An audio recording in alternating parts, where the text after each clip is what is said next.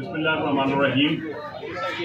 सबसे पहले तो आज मैं खराज तहसील पेश करता हूँ शेफ्स का क्रिकेट बोर्ड डिस्ट्रिक्ट रहीम को, जिनकी नामजदगी के बाद ये पहला मैच उन्होंने प्रिंसिपल्स के दरमियान किया।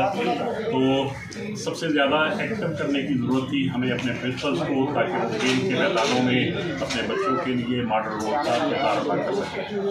ये दूसरी रहीम तहसील की एग्जैक्टिव बाडी प्लस आज के स्पोर्ट्स पर्सन जिन्होंने आज तहसील रहीम की नुमाइंदगी की और तहसील सादिक आबाद से नुमाइंदगी करने वाले वो तमाम प्रिंसिपल स्पोर्ट्स पर्सन, मैं उनका भी शुक्रिया अदा करता हूं कि उन्होंने हमारी कॉल पर इतनी हेल्दी एक्टिविटीज़ के लिए अपने आप को पेश किया और बहुत ही सेहतमंदाना सरगर्मी में अमली तौर पर हिस्सा लेकर अपने अदारे का नाम रोशन करने के लिए अहम किरदार अदा किया।